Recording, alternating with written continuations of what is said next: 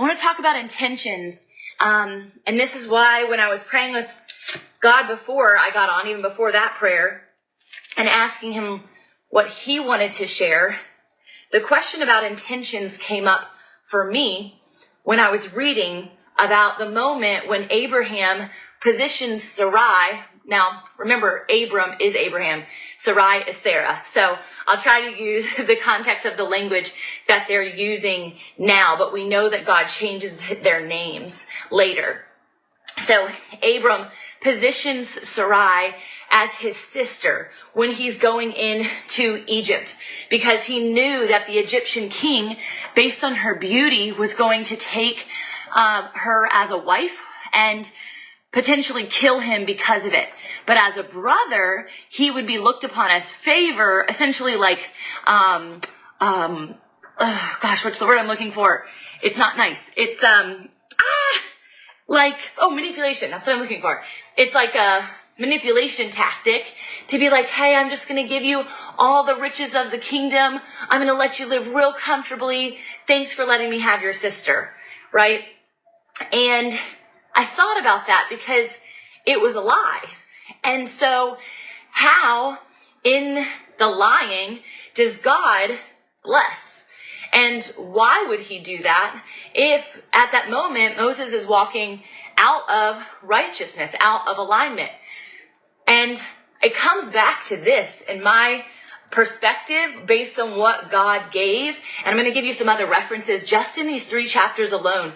The intentions of Abram, the intentions that were connected to the Father without his potential understanding. But just as Job was a righteous man, so was Abram. And Abram was following God's commands time after time, and in faith, no different than the faith of a mustard seed, the faith of friends when they dropped the man through the ceiling, the faith of the blind man, the faith of the father on behalf of his demonized son.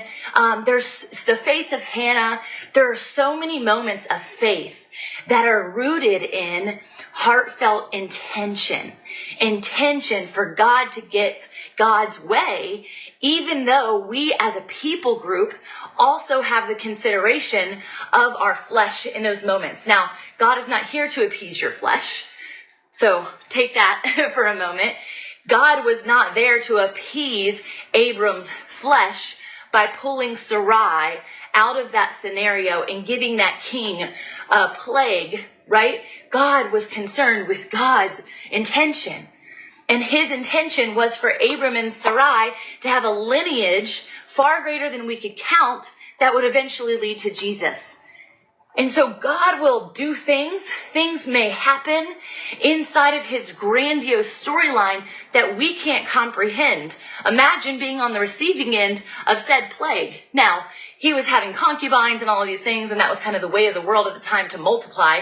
But it doesn't mean that it was right and that the manipulation tactics that were given to the brother were condoned. None of those things are of good nature.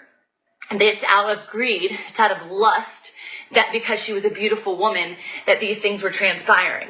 Now, going back to the original idea, is Abram, his lie, because it was rooted in good intention, overshadowed by God's righteousness? This is a big question, and I don't encourage you to go around lying because you think that God's righteousness is going to cover you. That's not my intention in the ask. We're going to talk about different areas of intent, because it goes on to after they leave Egypt, there was an intention and a covering of God even in that scenario, because they multiplied all of their livestock. They multiplied all of their riches. It says that after he left, Abram in 13:1 had become very wealthy in livestock and in silver and gold. So God used that scenario, even with whatever intention Abram did or didn't have.